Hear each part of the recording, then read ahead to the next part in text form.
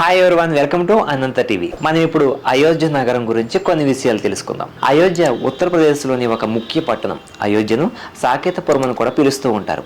అయోధ్య భారతదేశంలోని అతి పురాతనమైన నగరాల్లో ఒకటి. విష్ణువు శ్రీరాముడుగా అవతరించిన ప్రదేశం అయోధ్య. రామాయణ మహాకావ్య ఆవిష్కరణకు మూలం అయోధ్య. ఇది ఉత్తరప్రదేశ్లోని ఫైజాబాద్ జిల్లాలోని ఫైజాబాద్ను ఆనుకుని ఉంది. అయోధ్య సముద్ర మట్టానికి 305 అడుగుల ఎత్తులో ఉంది. అయోధ్య కోసల రాజ్యానికి రాజధానిగా ఉంటూ వచ్చింది. అయోధ్య శ్రీరాముని చరిత్రలో చాలా ప్రాముఖ్యమైన నగరం. శ్రీరాముడు ఈ నగరంలో జన్మించినట్లు చరిత్ర చెబుతోంది. అయోధ్య సరయూ నది తీరాన ఫైజాబాద్కి 6 కిలోమీటర్ల దూరంలో ఉంది. అయోధ్య విష్ణుమూర్తి 7వ అవతారమైన రాముడి చరిత్రలో సన్నిహిత సంబంధంతో కలిగి ఉన్న ప్రాంతం.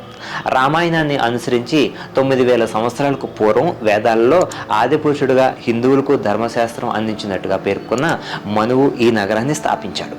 మరికొన్ని ఆధారాలను బట్టి ఈ నగరం సూర్యవంశ రాజైన ఆయుధ్ ద్వారా నిర్మితమైందని తెలుస్తోంది. సూర్యవంశ చక్రవర్తులు పాలించిన కోసల దేశానికి అయోధ్య రాజధాని నగరం. అయోధ్యను రాజధానిగా చేసుకుని హిందూ దైవమైన శ్రీరామచంద్రుడు పాలించాడు.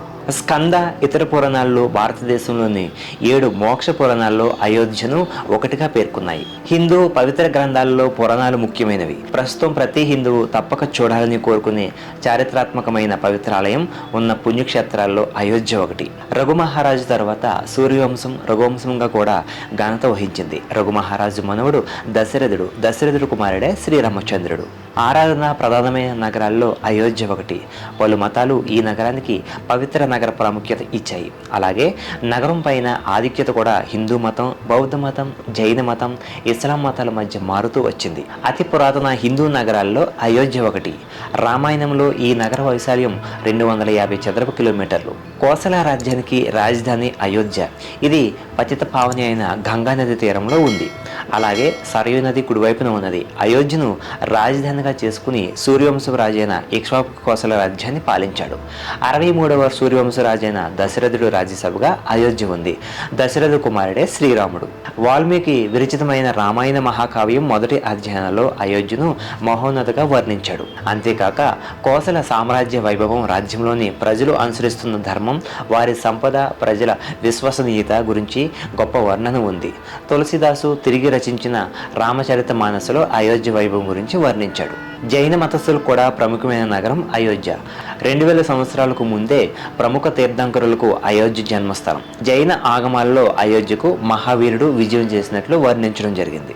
రావణాసుర వధనం అనంతరం పుష్పక విమానంలో సీతారాములు అయోధ్యలో ప్రవేశించినట్టుగా అయోధ్య బౌద్ధ మత వారసత్వం కలిగిన నగరం. 1984 సంవత్సరంలో విశ్వ హిందూ పరిషత్తు బాబ్రీ మసీదు స్థలాన్ని రామ ఆలయం కోసం తిరిగి స్వాధీనం చేసుకునేందుకు ఒక ఉద్యమం ప్రారంభించారు. 1992 సంవత్సరంలో ఒక హిందూ జాతీయవాద ర్యాలీలో జరిగిన అల్లర్లు బాబ్రీ మసీదు కూల్చివేతకు దారితీశాయి.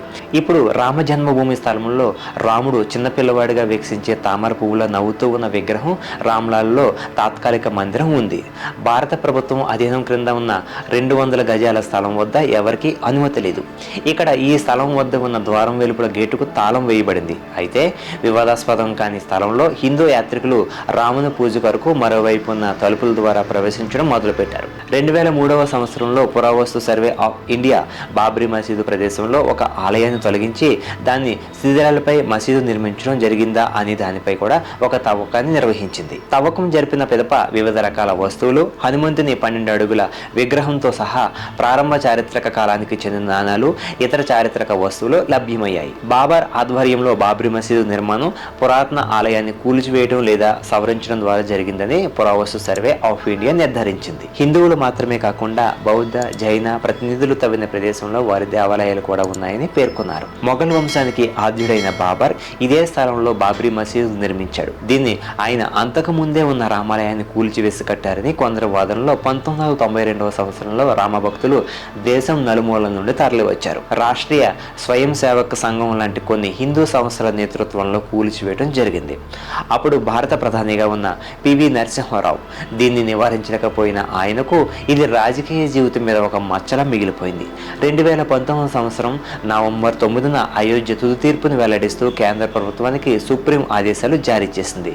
వివాదాస్పద స్థలాలు స్థలం హిందువులకు అప్పగించాలని కోర్టు తీర్పు వెలువరించింది. 2005 జూలై 5న 5గురు ముస్లిం తీవ్రవాదులు అయోధ్యలో ఉన్న తాత్కాలిక రామాలయ ఆలయ ప్రదేశం వద్ద దాడి చేశారు. తరువాత మొత్తం 5గురు తీవ్రవాదులని భద్రతా దళాలు తుపాకీతో కాల్చి చంపాయి. బాంబు పేలులో ఒక పౌరుడు చనిపోయాడు. వారు కోర్డన్ గోడను ఉల్లంఘించడానికి ప్రయత్నించారు.